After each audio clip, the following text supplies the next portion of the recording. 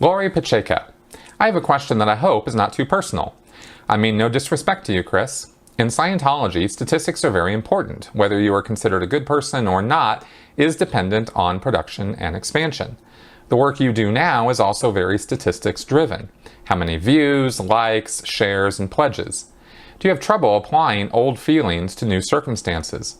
Do you avoid looking at your stats on Thursdays or have other protocols to avoid doing what Scientology told you to do and think vis-a-vis statistics? Thanks for the question, Lori. It's not too personal at all. No, I do not run my channel on statistics. And on YouTube, they're called analytics, is how they refer to this the section where you can go and look at your views and dislikes and likes and subscribers and all kinds of watch time metrics and different graphs that they show you, and you can compare and contrast and do all this stuff. And I've dived in there and looked at that, but frankly, it's mostly just kind of confusing to me. How the analytics of YouTube actually work, what's important and what's not. YouTube has updated its algorithm over the years, even in the few years that I've been a YouTuber, which is really only the last 3 or 4. They've changed how the algorithm judges what is and isn't a good video and what videos get put up in the trending page and that sort of thing. So I tend to just really not pay a lot of attention to it. The thing that drives my channel is the comments and feedback that I receive from you guys. The overall number of views that I get on videos tells me how popular a subject matter might be. Sometimes it's a little disappointing when I put a lot of hard work into a video and it only gets a few hundred views, doesn't even break 1,000.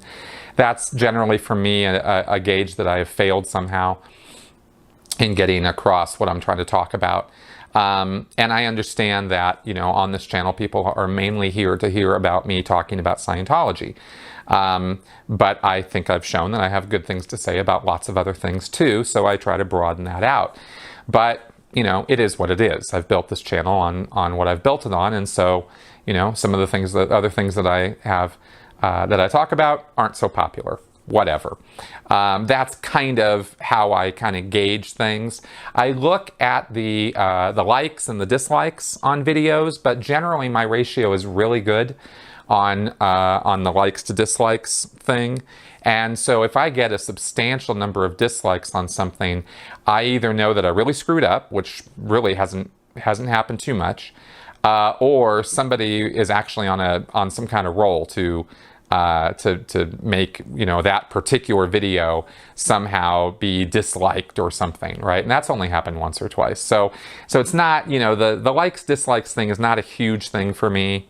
I like it when you like my videos, but it's not something I particularly am watching very, very closely.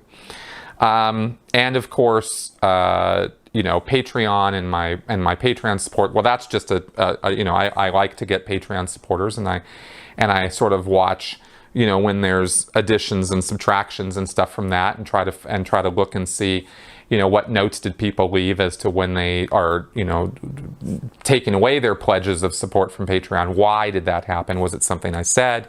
Something I did? I try to watch for that. But there's no graphs in Chris Shelton's life anymore. There's no statistics. There's none of that. I'm not using any Scientology ethics conditions or any of that. I hated doing that when I was in Scientology. That was never something that I particularly enjoyed doing. I thought that when I was a manager and I was looking over the statistics of the orgs that I was managing, there were comparatives and contrasting of statistics one to another that would tell you things about the organizations. You could use those statistics to kind of gauge how things were going, and then you use the data to find out why. The way the mantra in Scientology is the statistics tell you what's happening, and then the data analysis and the evaluation tells you why it's happening and what to do about it. And there's a certain degree of workability to that system. I did manage to turn some things around statistically in organizations as a manager, and that was how I lived and died, so I had a lot of incentive to do that. But personally, when it came to Thursday at 2 and I had to, look at my own statistics and write up a condition of what I was going to do for this following week. My battle plan is what it's called. To revert the condition if it was down, or keep it going up if it was up.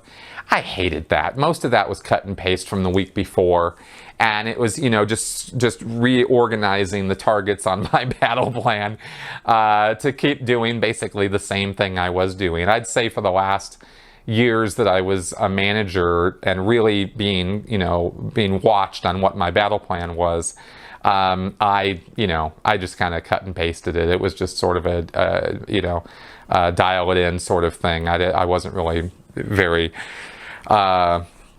enamored with the whole statistical situation and condition situation as a Sea Org member. And then, once I got on the RPF and got off the RPF and was traveling around and stuff, weekly conditions again were just pretty cut and paste. So that was kind of my attitude then. After I got out of it, I couldn't, I lost no sleep not using any of that. And I therefore was able to shed thinking with all of that stuff pretty quickly. I still have a habit when I look at my YouTube analytics, for example, on a long term, of looking at a graph going up or level or going down, and just automatically assigning a condition to it. But that's just a mental, habit. That's almost muscle memory for my brain. It's not like I'm thinking, ooh, wow, that's an emergency. I really need to apply the emergency condition to that. That's not how I think anymore. So that's kind of how I manage things. I know that there are other YouTubers who pay a lot of attention to analytics, and I've looked at videos and tried to get trained up a bit on how to do that, but frankly, it all just goes over my head. And so the main thing I do to try to keep this channel going and keep the quality high is I just concentrate on putting out good content for you guys. And that's my number one priority on the channel.